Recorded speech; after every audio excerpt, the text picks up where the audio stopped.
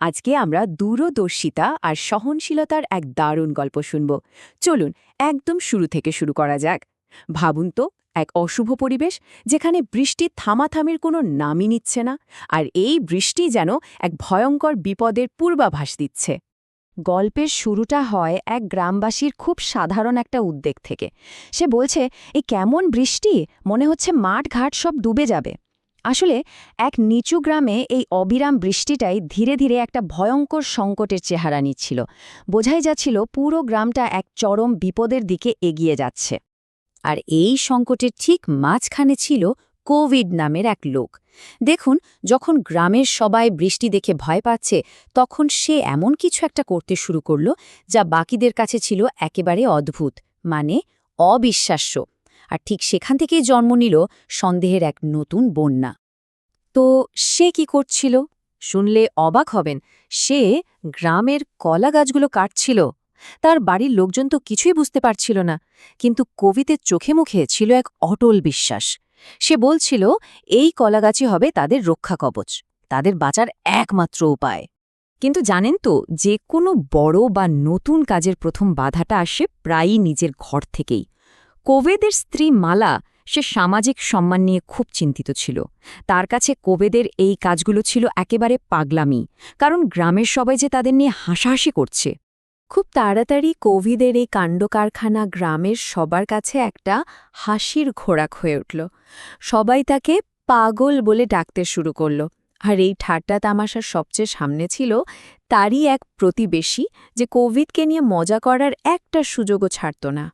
প্রতিবেশী মকবুল তো একদিন তাকে সরাসরি বলেই দিল, সবাই তোমাকে কোভিড পাগলা এমনি এমনি ডাকে না, তোমার কাজই প্রমাণ করে যে তুমি আসলেই পাগল। ভাবুন একবার, এই তীব্র সামাজিক চাপ আর উপহাসের মধ্যেই কোভিডকে তার নিজের বিশ্বাসের উপর ভরসা রাখতে হয়েছিল।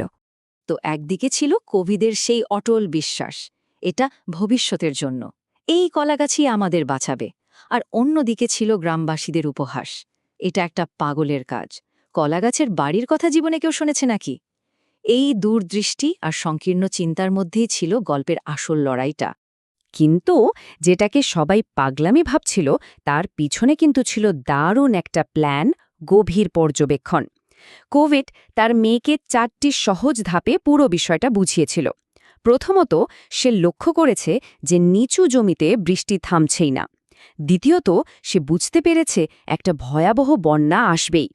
তৃতীয়ত, তার মনে পড়েছে আগের ছোটখাটো বন্যায় মানুষ কলা গাছ দিয়ে ভেলা বানাত। আর সবশেষে সে ভাবল, ছোট ভেলা হলে একটা পুরো বাড়ি বা হবে না কেন? এখানেই তার অসাধারণ বুদ্ধির পরিচয়টা পাওয়া যায়। আর এরপরে গল্পের মুডটা পুরোপুরি ঘুরে গেল। যে বিপদটার কথা সবাই হেসে উড়িয়ে দিচ্ছিল, সেটা এখন একটা ভয়ঙ্কর বাস্তব। কোভিডের প্রস্তুতির আসল পরীক্ষাটা এবার শুরু হতে চলেছে। সংকটটা আরও গভীর হতে থাকল। কোভিড যা আশঙ্কা করেছিল ঠিক তাই হল।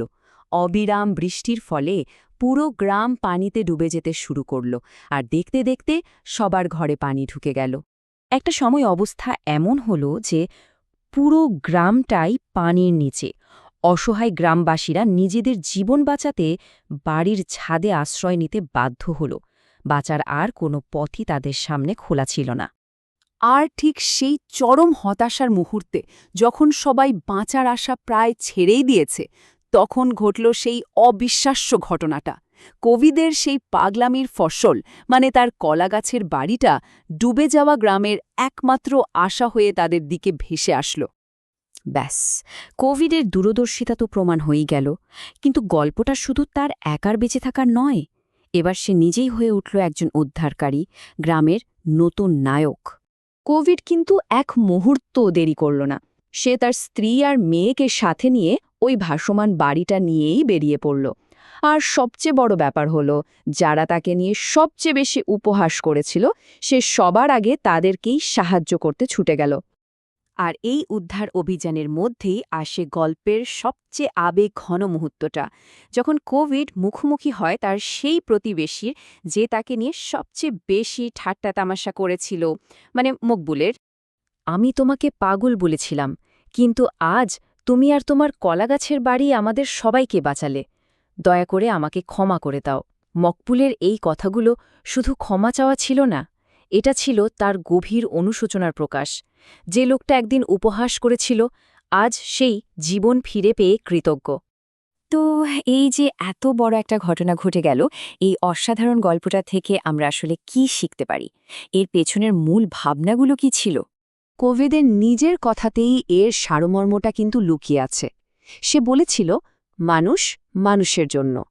বিপদ আসার আগেই সেটা নিয়ে ভাবা উচিত এবং তা থেকে বাঁচার উপায়ও আগের থেকেই তৈরি রাখা উচিত। এই সহজ কথাগুলোর মধ্যেই কিন্তু দূরদর্শিতা আর মানবতার এক গভীর দর্শন আছে। চলুন তাহলে পুরো গল্পটার মূল শিক্ষাগুলো যদি এক জায়গায় করি তাহলে কি দাঁড়ায়? প্রথমত, ভবিষ্যতের সংকটের জন্য প্রস্তুত থাকা, ফলে সবাই সন্দেহ করুক। দ্বিতীয়ত, সামাজিক উপহাসকে পাত্তা না দেওয়ার মতো সাহস রাখা। তৃতীয়ত, সবার প্রতি সহানুভূতি দেখানো, কারণ আসল শক্তি তো অন্যকে সাহায্য করার মধ্যেই। আর সবশেষে, সাধারণ জ্ঞানকে অসাধারণভাবে কাজে লাগানোর বুদ্ধি। এই আলোচনাটা শেষ করার আগে একটা প্রশ্ন রেখে যেতে চাই। কোভিডের গল্পের মতো আমাদের চারপাশেও কি এমন কোনো বিপদ ঘনিয়ে আসছে, যেগুলোকে আমরা আজ জেনেও না জানার ভান করে এড়িয়ে যাচ্ছি? মানে ভবিষ্যতের কোনো বন্যাকে আমরা আজ দেখেও দেখছি না,